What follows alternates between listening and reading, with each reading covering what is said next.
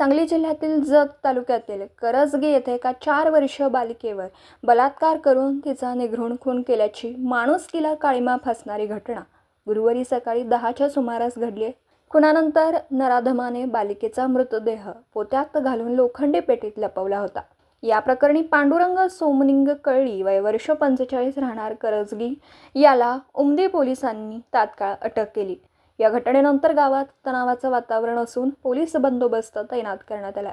पोलिसांनी दिलेली माहिती अशी, करजगी येथे 4 वर्षांची चिमुरडी मुलगी आजी आजोबांसोबत राहत होती, तर तिचे आई वडील मोलमजुरी करण्यासाठी रत्नागिरी येथे कामाला आहेत. घराशेजारीच पांडुरंग कळली हा आईसह राहत होता. तो मजुरी करत होता. त्याच्या घरासमोरच बदामाचं झाड आहे. गुरुवारी सकाळी 10च्या सुमारास बालिका खेळत खेळत बदाम घेण्यासाठी पांडुरंगच्या घरासमोर आली. तेव्हा त्याने तिला खाऊ देऊन तिच्याशी खेळत असल्याचं भासवलं. त्यानंतर पत्रा शेडमध्ये तिला घेऊन गेला. त्या ठिकाणी कोणी नसल्याचं पाहून पांडुरंगने तिच्यावर बलात्कार करून खून केला. खुनानंतर कोणाला प्रकार निदर्शनास येऊ नये म्हणून तिला पोत्यात टाकून मृतदेह लोखंडी पेटीत लपवला. दरम्यान नात बराच वेळ कुठे दिसत नाही म्हणून तिची आजी विचारपूस करू लागली. चौकशी करताना शेजारील पांडुरंग याने तिला घेऊन गेल्याचं शेजाऱ्यांनी सांगितलं. त्यामुळे आजी त्याच्या घराकडे गेली तेव्हा पांडुरंग पत्र्याच्या शेडसमोर झोपल्याचं निदर्शनास आलं. त्याला नातीबद्दल विचारणा केली असता माहिती नसल्याचं सांगितलं. तसेच त्याने लोकांबरोबर बालिकेला शोधण्यासाठी मदत करण्याचा बहाणा केला. तेवढ्यात काही लोकांनी उमदी पोलीस ठाण्यात 4 वर्षीय बालिका बेपत्ता झाल्याचं फोन करून सांगितलं होतं. उमदी पोलीस ठाण्याचे सहाय्यक निरीक्षक संदीप कांबळे यांचं पथक घटनास्थळी दाखल झालं. बालिकेचा शोध घेत असताना पांडुरंग याच्याबरोबर तिला पाहिल्याचं काहींनी सांगितलं.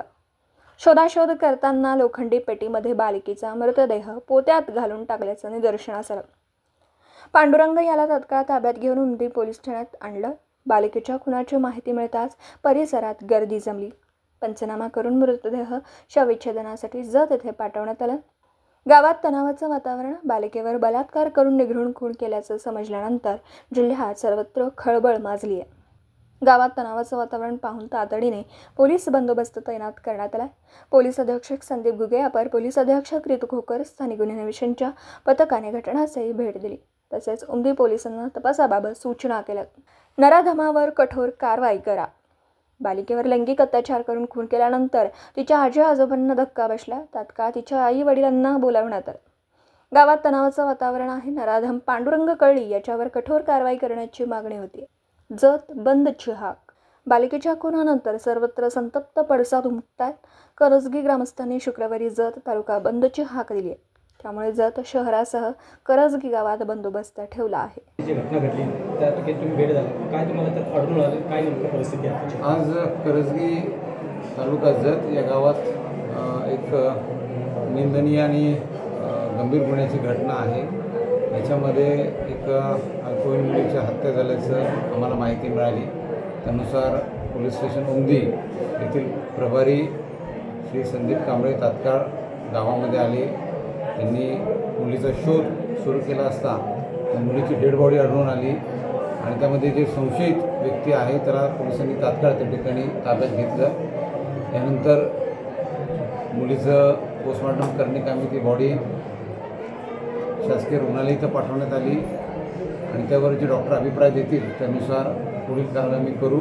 या ठिकाणी त्या गंभीर गुन्ह्याची घटना घडली, त्यानुसार खून झाल्याचं तर दिसून येतं आहे. त्यानुसार आम्ही गरजेची तक्रार घेऊन गुन्हे दाखल करत आहोत आणि यामध्ये आणखीन काही गोष्टी समोर येतील त्यानुसार आम्ही तपास करू.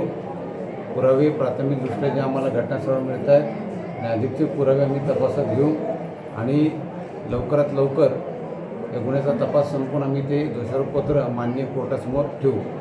सर, तसं त्याला असं जनतेमध्ये चर्चा चालू आहे की पोरीवर बलात्कार झाला म्हणजे असं काय घटना घडल्यानंतर जे जनतामध्ये आक्रोश जे निर्माण झाला आहे त्यावर पोलीस यंत्रणा याकडे कसं बघणार? आता जो प्राथमिक गोष्टी आहेत की याच्यामध्ये घटनास्थळावर आम्हाला बॉडी मिळाली, त्यानुसार आम्ही खुनाची घटना आहे एवढं तर आम्हाला दिसतं आहे. डॉक्टर यामध्ये काय त्यांचा अभिप्राय देतात, पोस्टमॉर्टम होईल आणि डॉक्टर जे अभिप्राय देतील त्यानुसार आम्हाला अधिकच्या गोष्टी कळतील आणि त्यानुसार आम्ही तपासाची दिशा ठरवू. जनतेला काय म्हणजे गरजे गावातली जी जनता आहे त्यांना काय पोलिसांना आता या ठिकाणी पोलिसांनी तात्काळ आपली कारवाई सुरू केलेली आहे. माझं सर्व गावकऱ्यांना पण हे आव्हान असेल की आपण पोलीस प्रशासनाला सहकार्य करा, आम्हाला तपास करू द्या कामी आणि याच्यामध्ये कुठेही कायदा सुव्यवस्थेचा प्रश्न निर्माण होणार नाही याची प्रत्येकानं खबरदारी घ्यायची आहे. आम्ही आरोपीला त्या ठिकाणी जास्तीत जास्त कडक शिक्षा मिळेल या हिशोबानं तपास करू आणि आपलं कर्तव्य त्या ठिकाणी व्यवस्थित पार पाडू.